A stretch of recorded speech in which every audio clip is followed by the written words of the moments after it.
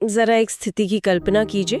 दो लोग हैं, दोनों एक ही कंपनी में एक ही डेस्क पर बैठकर बिल्कुल एक जैसी मेहनत कर रहे हैं। हाँ, ऐसा तो अक्सर होता है कॉर्पोरेट दुनिया में। बिल्कुल। और दोनों की शिक्षा भी एक जैसी है, दोनों दिन के 8 से 10 घंटे काम करते हैं। लेकिन 5 साल बाद जब हम मुड़कर देखते हैं तो एक व्यक्ति अभी भी उसी डेस्क पर बैठकर अपने अगले प्रमोशन का इंतजार कर रहा होता है। और दूसरा व्यक्ति आर्थिक रूप से पूरी तरह स्वतंत्र हो चुका है। तो सोचने वाली बात यह है कि ऐसा क्यों होता है? क्या उस दूसरे व्यक्ति ने अचानक से कोई लॉटरी जीत ली? लॉटरी तो नहीं, लेकिन उसने कुछ ऐसा जरूर समझ लिया जो पहले वाले की समझ से बिल्कुल बाहर था। सही कहा। और सच तो ये है कि इसका जवाब सिर्फ कड़ी मेहनत में नहीं छुपा है, बल्कि लिवरेज और विशिष्ट ज्ञान में छुपा है। तो आज की इस गहन चर्चा में हम इसी रहस्य से पर्दा उठाने वाले हैं। ये शुरुआत वाकई बहुत सोचने पर मजबूर कर देती है, क्योंकि आज हमारे पास विश्लेषण के लिए जो स्रोत है वो बिल्कुल इसी विषय पर प्रहार करता है। हाँ, आज हम एरिक जॉर्गेनसन द्वारा संकलित द एल्मेनाक ऑफ नवल रविकांत के एक विस्तृत रिव्यू पर चर्चा कर रहे हैं। नवल रविकांत मतलब जो एंजलिस्ट के को-फाउंडर हैं और सिलिकॉन वैली के एक बेहद सफल निवेशक भी माने जाते हैं। बिल्कुल। और उनके विचारों, ट्वीट्स और साक्षात्कारों का ये संग्रह कोई पैसे कमाने की आम गाइड नहीं है। नहीं, बिल्कुल नहीं। ये तो जीवन, स्वतंत्रता और खुशी का एक पूरा का पूरा दर्शन है।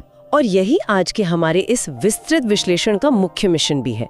मैं सोच रही थी कि हम नवल के उस फॉर्मूले को डिकोड करें जो ये बताता है कि बिना अपनी वर्तमान नौकरी छोड़े कोई इंसान वास्तव में अमीर कैसे बन सकता है। हाँ, और यहाँ बात सिर्फ बैंक बैलेंस बढ़ाने की नहीं हो रही है। वही तो बात धन, खुशी और स्वतंत्रता के बीच एक ऐसा संतुलन बनाने की हो रही है जो जीवन जीने के तरीके को पूरी तरह बदल दे।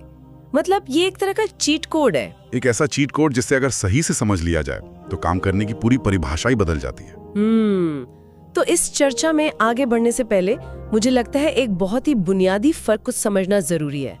रिव्यू में सबसे पहले इसी बात पर जोर दिया गया है कि पैसा और अमीरी दोनों एक ही चीज नहीं है। बहुत सही पॉइंट उठाया। हम अक्सर इन दोनों शब्दों का इस्तेमाल एक दूसरे की जगह कर लेते हैं, लेकिन इनमें जमीन आसमान का अंतर है। हाँ, पैसा तो सिर्फ वो तरीका है जिससे हम अपना समय और मेहनत दूसरों को ट्रांसफर करते हैं। ये एक करेंसी है। बिल्कुल, लेकिन असली वेल्थ या अमीरी क्या है? वेल्थ वो बिजनेस, वो एसेट या वो निवेश है जो तब भी इंसान के लिए काम कर रहा होता है जब वो गहरी नींद में सो रहा हो। मुझे ये परिभाषा बहुत दिलचस्प लगी। अगर किसी इंसान के पास बहुत सारा पैसा है लेकिन वो उस पैसे को कमाने के लिए दिन रात तनाव में रहता है। हाँ, जिसके पास अपने परिवार के लिए, अपनी पसंद का काम करने के लिए समय नहीं है, तो क्या उसे सच में सफल माना जा सकता है? शायद नहीं। और यहीं पर इस स्रोत का सबसे मशहूर और कड़वा सच सामने आता है। नवल का एक बहुत ही स्पष्ट नियम है, you're not going to get rich renting out your time। यानी अगर कोई इंसान सिर्फ नौकरी करके अपने समय के बदले पैसा ले रहा है तो उसका वास्तव में अमीर बनना लगभग असंभव है। ये एक ऐसा सिद्धांत है जो सदियों पुरानी उस सोच को सीधे चुनौती देता है जिसमें हमें सिखाया गया है कि जितनी ज्यादा मेहनत करोगे उतने ज्यादा पैसे कमाओगे। हाँ, क्योंकि समस्या मेहनत में नहीं है, समस्या उस मॉडल में है। मैं इसे ऐसे देखता हूँ कि जब कोई व्यक्ति समय बेचकर पैसा कमाता है तो उसकी कमाई सीधे तौर पर उसके द्वारा दिए गए घंटों से जुड़ी होती है। बिल्कुल। और इंसान चाहे कितना भी होशियार क्यों ना हो, दिन में केवल 24 घंटे ही होते हैं। वही तो, यानी कमाई की एक शारीरिक और गणितीय सीमा तय हो जाती है। जिस दिन काम करना बंद, उस दिन पैसा आना बंद। इसे समझने के लिए मैं एक उदाहरण देना चाहूंगी। हाँ। यह स्थिति बिल्कुल एक ट्रेडमिल पर दौड़ने जैसी है। मान लीजिए एक इंसान ट्रेडमिल पर दौड़ रहा है। हाँ। वो अपनी स्पीड बढ़ा सकता है, वो ज्यादा पसीना बहा सकता है, जो कि असल जिंदगी में एक प्रमोशन पाने या अपनी प्रति घंटे की फीस बढ़ाने जैसा है। एक डॉक्टर या एक बहुत बड़ा वकील शायद 1 घंटे के लाखों रुपए चार्ज कर ले। लेकिन अंततः वे भी उसी ट्रेडमिल पर दौड़ रहे हैं। बिल्कुल। ये एक बहुत ही फैंसी और महंगी ट्रेडमिल हो सकती है, लेकिन जैसे ही वे दौड़ना बंद करेंगे सब कुछ रुक जाएगा। बहुत ही सटीक एनालॉजी है। ट्रेडमिल से उतरने का एकमात्र तरीका यह है कि इंसान अपना समय बेचना बंद करे और एसेट या संपत्ति बनाना शुरू करे। बिजनेस खड़ा करना, स्टॉक्स में निवेश करना, कोई डिजिटल प्रोडक्ट बनाना, कोई ऐप या सॉफ्टवेयर तैयार करना। या फिर कोई ऐसा मीडिया और कंटेंट बनाना जो इंटरनेट पर हमेशा मौजूद रहे। हाँ, और इन एसेट्स को बनाने के पीछे जो सबसे बड़ी ताकत काम करती है उसे लीवरेज कहते हैं। लीवरेज, ये शब्द बिजनेस की दुनिया में बहुत उछाला जाता है। आमतौर पर लोग लीवरेज का मतलब बैंक से लोन लेना समझते हैं। हाँ, वित्तीय लीवरेज। लेकिन इस रिव्यू में लीवरेज को बहुत ही अलग और गहरे तरीके से समझाया गया है। इसमें 4 तरह के लीवरेज की बात की गई है। तो क्या हम इस लीवरेज के काम करने के तरीके को थोड़ा और आसान भाषा में खोलकर समझ सकते हैं? जरूर। लीवरेज का सीधा सा मतलब है अपने प्रयासों के परिणाम को कई गुना बढ़ा देना। स्रोत में बताए गए पहले 2 लीवरेज बहुत पुराने और पारंपरिक हैं। पहला है लेबर लीवरेज, यानी दूसरे लोगों से काम करवाना। जैसे किसी फैक्ट्री की मालिक के नीचे 1000 मजदूर काम करते हैं। बिल्कुल। और दूसरा है कैपिटल लीवरेज, यानी पैसे से पैसा बनाना, जैसे वॉरेन बफे करते हैं। लेकिन इन दोनों में एक बड़ी समस्या है। वो क्या? इन दोनों के लिए इंसान को किसी ना किसी की अनुमति चाहिए होती है। मतलब मजदूरों को काम पर रखने के लिए पैसा और मैनेजमेंट चाहिए, और निवेश करने के लिए पहले से भारी भरकम फंड चाहिए। हर कोई से शुरुआत नहीं कर सकता। तो फिर एक आम इंसान के लिए क्या विकल्प बचता है? मतलब जो व्यक्ति सुबह 9 से 5 की नौकरी कर रहा है, जिसके पास ना तो कर्मचारियों को सैलरी देने का पैसा है और नहीं निवेश करने के लिए करोड़ों रुपए हैं, वो इस ट्रेडमिल से कैसे उतरेगा?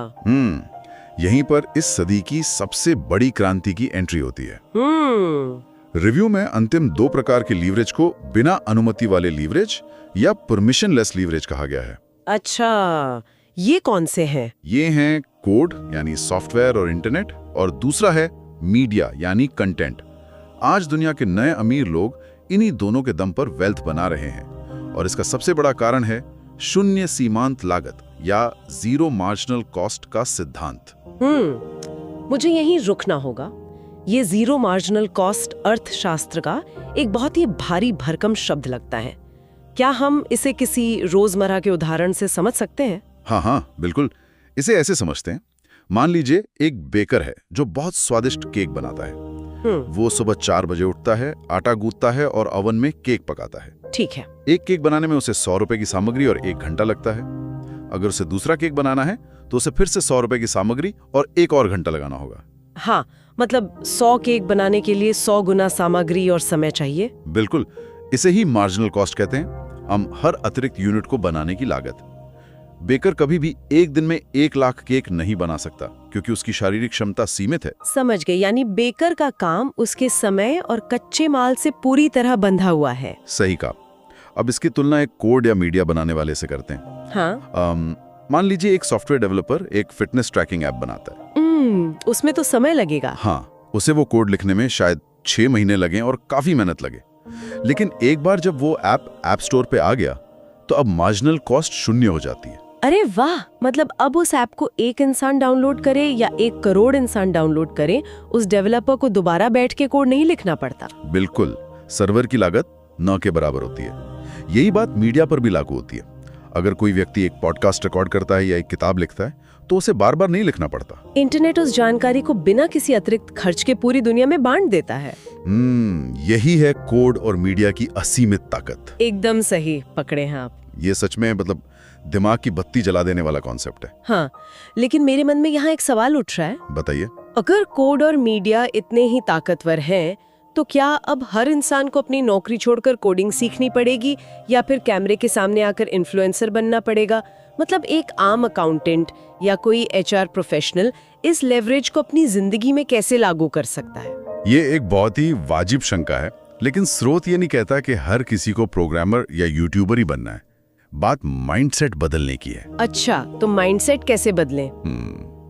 कोड और मीडिया सिर्फ पेशे नहीं है, ये उपकरण है। एक अकाउंटेंट का ही उदाहरण लेते हैं। अगर वो रोजाना एक्सेल शीट में मैनुअल एंट्री करता है तो वो लेबर है। हाँ, समय के बदले पैसा। लेकिन अगर वो थोड़ा समय निकालकर एक्सेल में कुछ मैक्रोज या ऑटोमेशन स्क्रिप्ट लिख लेता है, जिससे 10 घंटे का काम 10 मिनट में हो जाए, तो उसने अपने ही काम में कोड का लीवरेज लगा दिया। समझ रही हूँ। और फिर वो बचे हुए समय में कोई फाइनेंशियल गाइड लिख सकता है या किसी डिजिटल कंसल्टेंसी का ब्लूप्रिंट बना सकता है, जिसे वो ऑनलाइन बेच सके। बिल्कुल। जैसे एक टीचर अपनी पूरी जिंदगी एक क्लासरूम में 40 बच्चों को पढ़ा सकता है, या फिर वो अपने सबसे बेहतरीन लेक्चर्स को रिकॉर्ड करके एक ऑनलाइन कोर्स बना सकता है जिसे दुनिया भर के लाखों बच्चे खरीद सकें।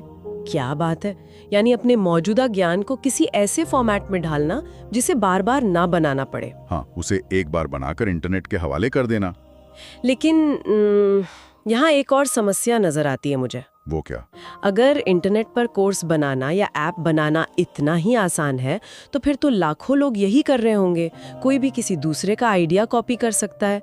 इस भारी भीड़ में कोई इंसान खुद को अलग कैसे साबित करे? और इसी बेहतरीन सवाल के जवाब में इस पूरे फिलॉसफी का सबसे महत्वपूर्ण हिस्सा सामने आता है, जिसे नवल स्पेसिफिक नॉलेज यानी विशिष्ट ज्ञान कहते हैं। विशिष्ट ज्ञान? हाँ, लीवरेज सिर्फ एक एम्पलीफायर है। मतलब अगर कोई इंसान किसी औसत चीज में लीवरेज लगाएगा तो उसे औसत परिणाम ही बड़े पैमाने पर मिलेंगे। एसेट बनाने के लिए एक ऐसी नींव चाहिए जो कोई और आसानी से कॉपी ना कर सके। तो ये विशिष्ट ज्ञान होता क्या है? क्या ये वो ज्ञान है जो हम स्कूलों या कॉलेजों में लाखों रुपए खर्च करके डिग्रियों के रूप में हासिल करते हैं? बिल्कुल नहीं।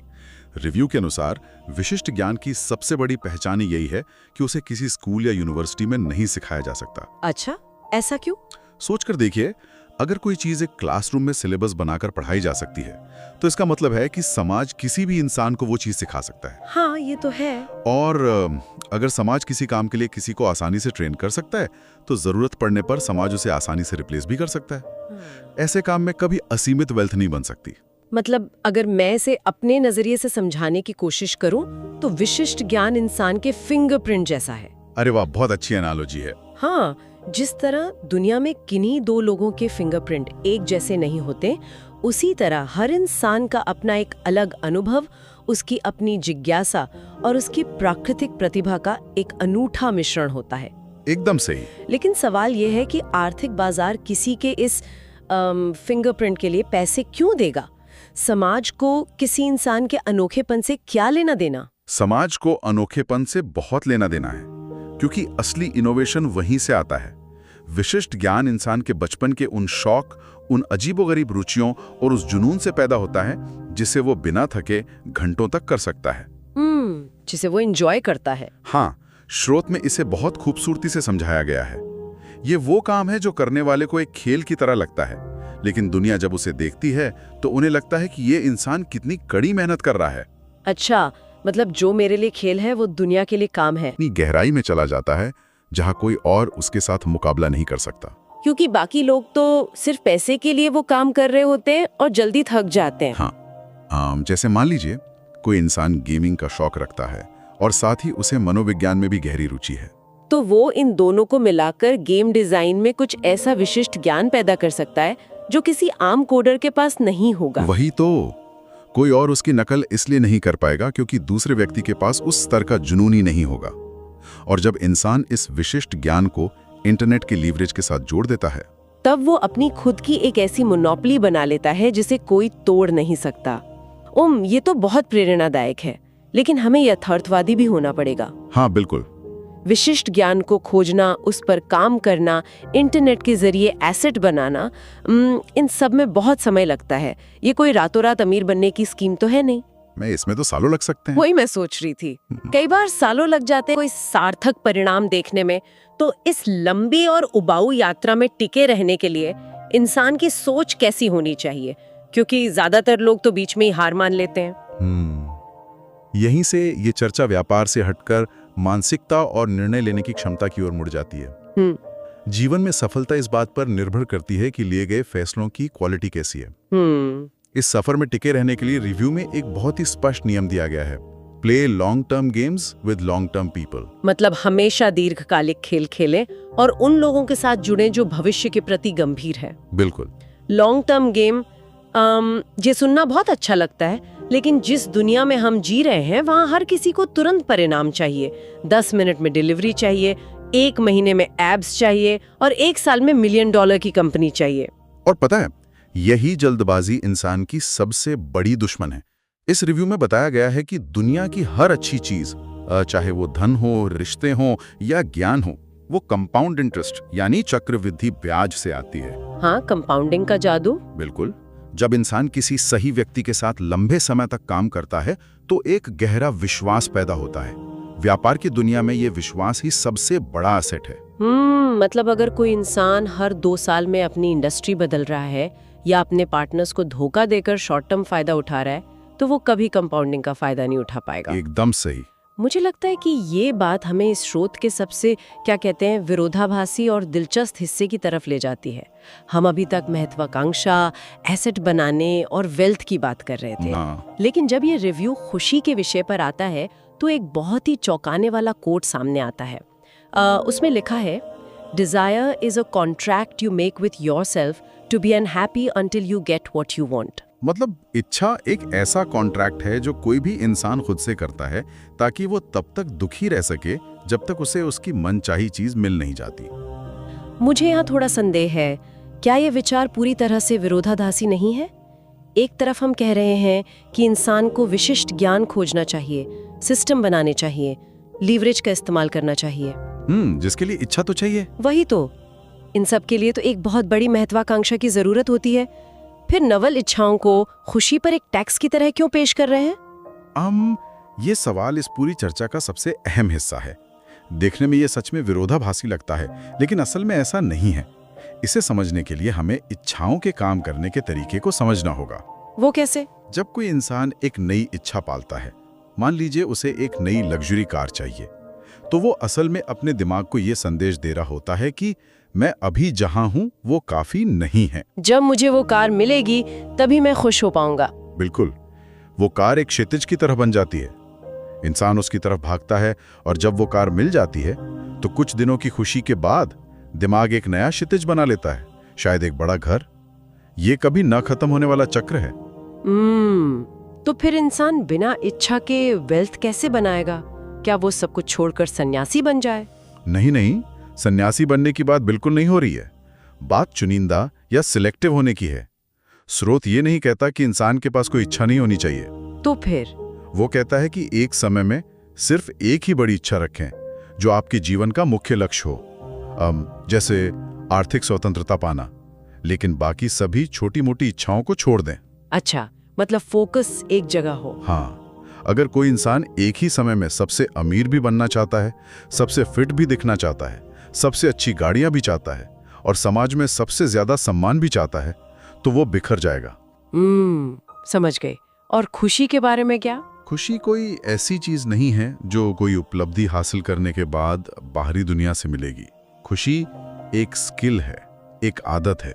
ये इस बात की गैर मौजूदगी है कि मुझे कुछ और चाहिए। अरे वाह। जब इंसान कम इच्छाएं रखता है, जो उसके पास है उसके लिए कृतज्ञता महसूस करता है और ध्यान के जरिए अपने विचारों को शांत करता है, तब वो असली खुशी की तरफ बढ़ता है। ये वाकई एक अहम मोमेंट है। मतलब वेल्थ हमें बाहरी दुनिया में आजादी देती है, लेकिन खुशी हमें हमारे ही विचारों से आजादी देती है। बहुत खूब कहा। और इन विचारों में अशांति पैदा करने वाली सबसे बड़ी बीमारी है दूसरों से अपनी तुलना करना, खासकर सोशल मीडिया के इस दौर में जहां हर कोई अपनी जिंदगी का सिर्फ सबसे बेहतरीन हिस्सा दुनिया को दिखा रहा है। बिल्कुल, और इसी तुलना की बीमारी को जड़ से खत्म करने के लिए रिव्यू के अंतिम हिस्से में एक बहुत ही गहरा दर्शन दिया गया है।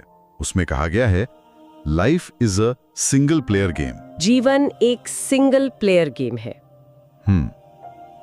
इसे सुनकर ऐसा लगता है जैसे हमारे आसपास जो भी हो रहा है वो सब एक भ्रम है। इसका असल मतलब क्या है? समाज हमें ये विश्वास दिलाना चाहता है कि जीवन एक मल्टीप्लेयर गेम है, जहां हमें दूसरों से आगे निकलना है, अपना स्टेटस बढ़ाना है और ये दिखाना है कि हम कितने सफल हैं। हाँ, रेस लगी हुई है। लेकिन वास्तविकता ये है कि इंसान अकेला ही पैदा होता है, उसकी चेतना अकेले ही इस दुनिया का अनुभव करती है और अंत में वो अकेला ही इस दुनिया से चला जाता है। ये तो बहुत गहरी बात है। हाँ, किसी दूसरे व्यक्ति की सफलता या विफलता से आपके आंतरिक अनुभव पर कोई फर्क नहीं पड़ता। हर इंसान की कहानी उसकी अपनी है, इसलिए अपना रास्ता खुद बनाना चाहिए और दूसरों से तुलना करने का खेल तुरंत बंद कर देना चाहिए। ये सचमुच एक बहुत ही मुक्तिदायक विचार है। अगर हम इस पूरे विस्तृत रिव्यू का एक सारांश निकालें तो रिव्यू करने वाले ने इस किताब को 10 में से 9 की बहुत शानदार रेटिंग दी है। 9 रेटिंग तो काफी अच्छी है। करता है, लेकिन एक निष्पक्ष विश्लेषण के नाते क्या इसमें कोई कमियां भी बताई गई हैं? हाँ, रिव्यू में कुछ कमजोरियों का भी जिक्र किया गया है। सबसे पहली बात तो ये है कि ये कोई परंपरागत कहानी वाली किताब नहीं है।